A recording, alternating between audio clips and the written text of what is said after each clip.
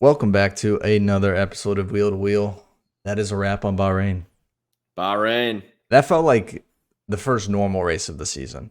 Yeah, competitive. Yeah, it was competitive. There was passing. There wasn't crazy weather. It just kind of felt like, also Bahrain, I feel like in a lot of viewers' eyes, since it's like the first one on the East Coast that goes at a normal time, is the first race of the season for a lot of people. Because most Yeah. people aren't watching the replay of the 2 a.m., 3 a.m. race that happens for the first three of the season. So Oh yeah. It for was our awesome though. good, yeah. Pretty great. No, yeah, yeah. It was great. Ferrari. Um, Little it was glimpse. good. It Little was good. glimpse. Bad start from Leclerc, but honestly, it's okay. He got gapped by somebody on softs. He was on mediums. That's completely normal. Yeah. Um, I'm so happy Lewis got driver of the day and worked his way through the field. That looked like vintage Lewis Hamilton. Like even watching the YouTube video, the highlights, they go in his cockpit a lot. He's like throwing dummies and like just laid on He the was brakes. It was racing. vintage Lewis, man. He's comfortable. Yeah, he was racing. Driver of the day should have been Ollie Behrman. Probably. 100%, 20th to 10th. He drove Yeah. marvelously. I think so, in my opinion. To get things started, our little game that we started playing at the end of last Grand Prix, which was if you guess first, you get three, guess second, you get two, guess third, you get one. You clean sweeped last weekend. I clean sweep this weekend. I Yeah. got How about Oscar, that? George, Lando. But you also picked George, I believe, in P2. Yeah. So that makes it 8-6. You are still leading, but I did what I needed to do there. Yeah. And Got back in the starting, game. yeah, and starting with those top three, Oscar Piastri could not have had a better weekend. I don't Nope. know. I, I've been on Oscar, so my pick was honestly mostly biased than anything, but holy crap, he qualified like a maniac. He Yeah. went crazy, put up that time, like qualified first, and after that, I just knew he was going to win. I mean, he finished with a 15-second gap to George, I believe, Yeah. I know. who I think the gap would have been closer because shout out to George, his car was like, I think they said something like if he pressed the radio button, his DRS was opening, and then also like his like display on his steering wheel was turning off, like, and then he had the same brake problem that Lando Norris had in China. So he was Yeah. going through the ringer, like his car was doing. And he made a comment joking about Fernando Alonso, and I think it was practice where his steering wheel came off. He goes, "It's fine. I'll be able to finish this race as long as my steering wheel doesn't come off." But he drove tremendously. He looks so good. Russell Dude, looks he so is in good. such good form right now. And like to keep your focus and keep the car on the road and just like the mental game can go so sideways when there's multiple problems with your car. The fact that he finished where he did, drove the race that he drove, huge props to him. Yes, Huge props. I agree. And that really just, I mean, it keeps him in the freaking driver championship discussion still. Yeah. And then Yeah. keeps Mercedes afloat. Because at the end of the day, Kimi is a rookie, and we saw he was out of the points this race. So Mercedes is going to have ebbs and flows when it comes to the drivers' championship. They're just not going to be as consistent as McLaren. There's no way. Right. And George is just being that steady boy, bro. He's finishing top four. He's finished top four, I think, every single race. Yep. So that's insane. It's insane how good he's driving right now. Lando Norris third. I believe he qualified Six. P7, six. Okay. I think so.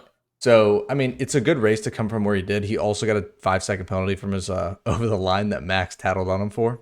So it was yeah, I mean, it was a good race at his end as well. But obviously, I just think right now it feels like the wind in his sails is starting to exit, and Piastri is just silently, as he does, casually taking over the team as driver one, and just Yeah. been like, yeah, by the way, constructors is 1 point differential, I believe now, or it's Ye- 1 or 3 points. I can't remember what it is Pull it up. specifically, but I mean, it is any man's race. I wouldn't be surprised if Oscar squeezes away with it on this next upcoming track because he historically performs better at what is it, Saudi Arabia? Is that where we are? Yeah. Saudi next.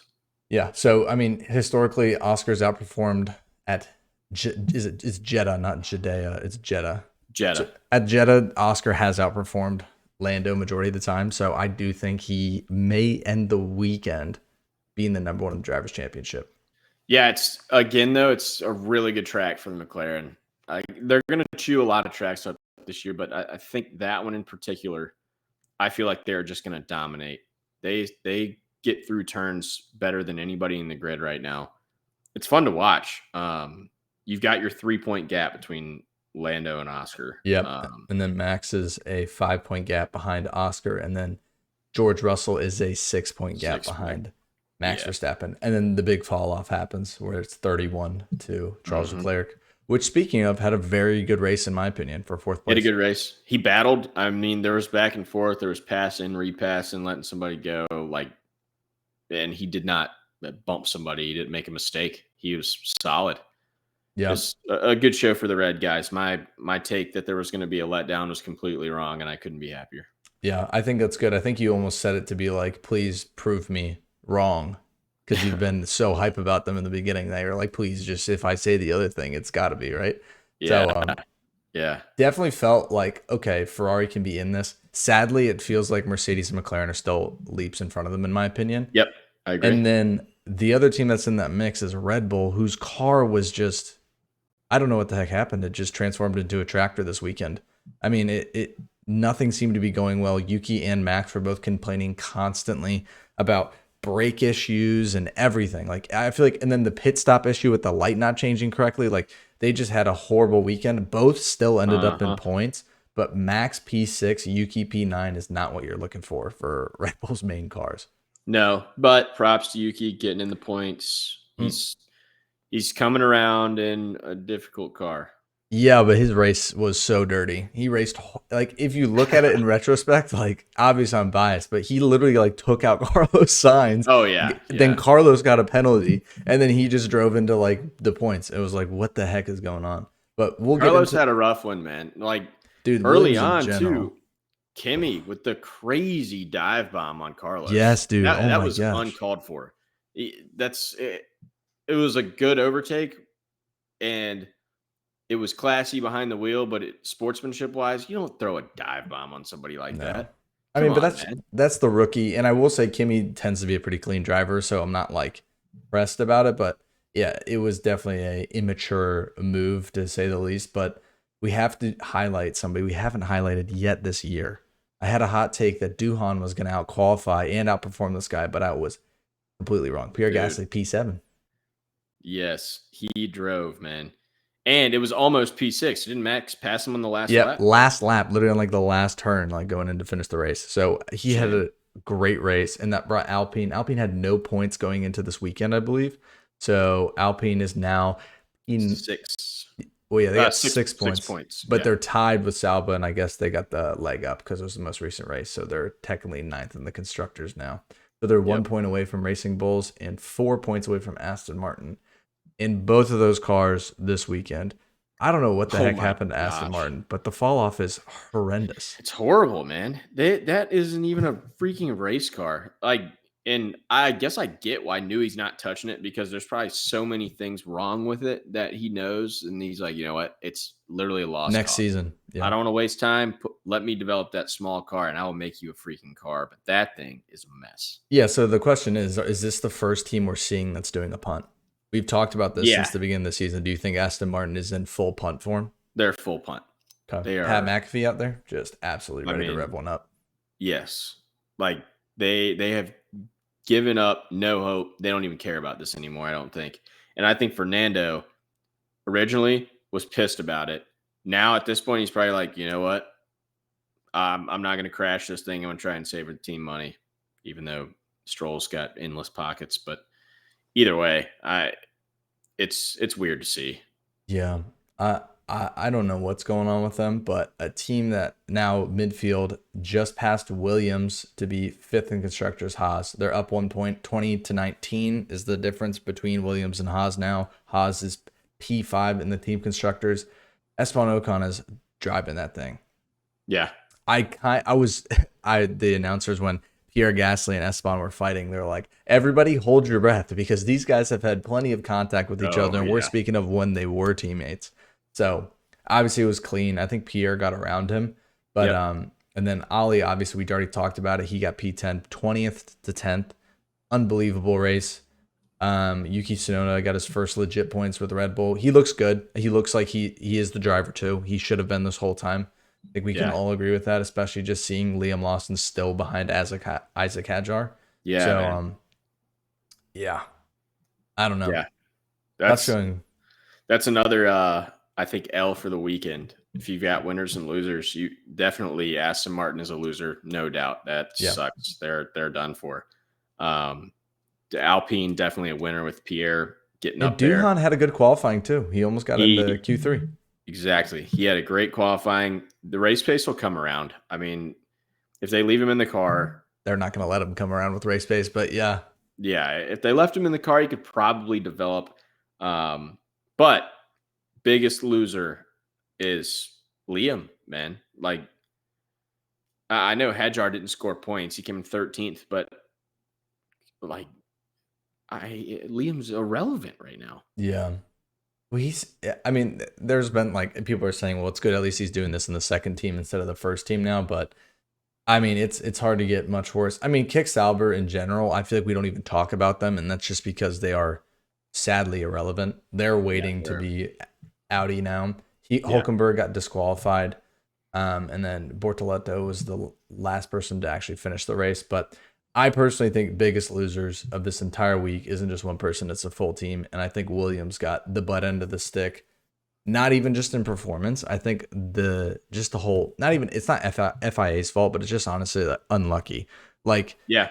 so, I mean, Alex pulled not a great qualifying lap in Q1, passes the line. Hulkenberg's right behind him, comes in, just barely beats him.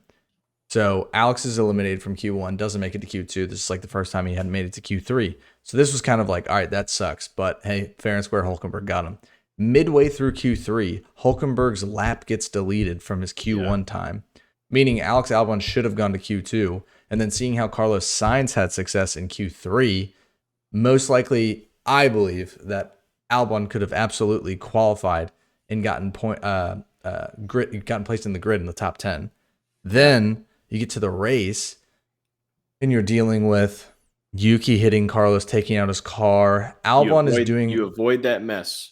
Yeah. You avoid that mess completely. If Albon is up there, I think that's not even a chance. Well, Definitely Williams got boned. and then also the safety car happened because of that contact. And then the safety car completely ruined the hard tire strategy that Williams was running with Albon because everybody else got to pit and put on faster tires. Yeah. And Albon said he was milking the hards and he liked them. So we didn't get points. I think it could have been a double points weekend.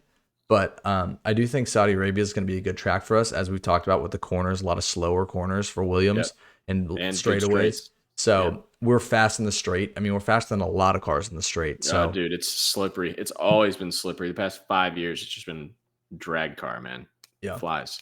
So that's exciting, but definitely unlucky. Them and Haas for battle for fifth is going to be insane this year. Yeah, it's going to be good. I thought Ferrari was going to be in the battle for fifth, but it seems like maybe they'll be in the battle for third with Red Bull. But hopefully. Yeah. It does seem like it's kind of laid out that way perfectly, though. It's going to be McLaren and Mercedes fighting, quote unquote. And then I think Red Bull won't be fighting with Mercedes. I just think they're just going to continue to pull away. But then I think Red Bull Ferrari is going to be a sparring match. Yeah, I think it's going to be awesome. So it should be exciting.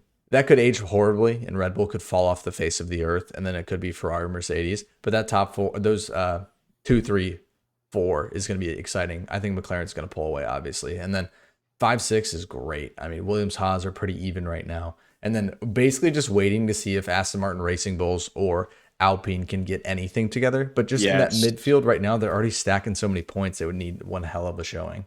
Right. It's going to come down to what it came down to with Alpine last year. One of them is going to slide up and finich P4 somehow in some random race. And it's going to be like, oh, well, they took the cake there. Yeah. It's a shame, but it's always how that plays out. It seems like if there's going to be a cheeky podium, it might be a Haas. Just based on how it's been the past 2 races.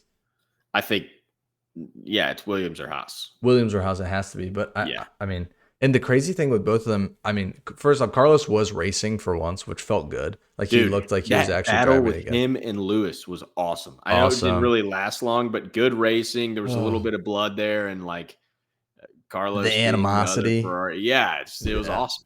Oh, also that was a great fight. It was clean too. Also, didn't Carlos out qualify Lewis? Yeah. So I think that probably felt good as well. So I mean, the Williams is sneaky fast this year. We've been talking about it, but if Carlos can keep racing, I just think if we can consistently get double points similar to Haas, where it's like a P7 and a P10, I mean, that's just going to add up quick. So certainly. hoping for that. But dude, it was such a good race weekend. Oscar Piastri looks unbelievable. Dude, he again in such Unbelievable. great form. He is the Rory McIlroy of F1 right now. Yeah, honestly, but he He doesn't just make is mistakes. no. Yeah, no I no feel like triple bogeys. Lando's more like the Rory because like he'll make a mistake and it's crazy. Like I feel like Oscar is almost like the Scotty Scheffler. He's silent and he's just silently being perfect most of the time. Yeah. Just Scotty Yeah. last year, Right. but then Pre-hand injury. I mean right now if I had to pick I've already said my opinion. Driver of the day should have been Ollie Behrman. There's no question in my mind about that. But I Yep. think if I had to pick drivers I've been most impressed with this year, it has to be Oscar and George. They've both been. I called this as well. This is probably why I'm mentioning it again. But I've just had a feeling that Oscar and George were just going to hit full form. George being team leader, them finally trusting him, letting him make his own calls. Bro, he's going unreal. And then finally, them not even letting Oscar be like the favorite because actually had a fight for that. He's But just settled in, man. that's what I'm He's saying. And taking now he's advantage of it. and it's like, oh, it's just I feel like Lando's.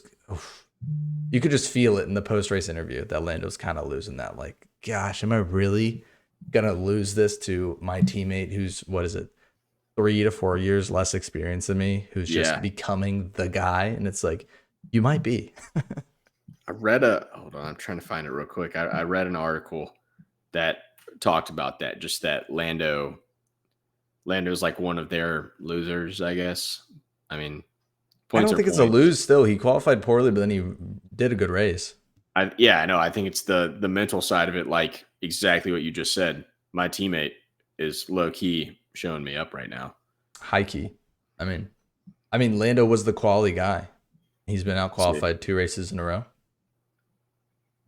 I mean, Uh, that cannot feel good, but oh, it is yeah, I getting guess he also started really good. It wasn't a total loss for Lando, but it's got to be in the back of his head, I like we're mean, but saying. P3 with the penalty, you got to remember that 5 second penalty Yep. still. I mean, it Yep. was a super tight grid, so impressive. Safety car obviously threw a wrench in those gaps, but still pretty good race in my opinion. So, Absolutely. It was great. oh yeah, Let's see, our dates for Saudi is it's this next. weekend. Yeah, it's this weekend. Easter weekend, nothing better. Wake Nothing up. better. 11 a.m. I believe for us in the states. So we're rocking with a perfect brunch coffee type situation. Oh, it's going to be awesome. So Again, great track. Um, we will film a predictions video coming up soon. Toss that out before everything starts going down out there in Jeddah, and yeah, it'll be just as good as this one is my prediction. yeah, I My think early so as prediction well. before the prediction video. Also, correction, it's 1 p.m. is when the race is. Good comms. So, but yeah, we'll see you guys in the next episode. Yep. Peace. Peace.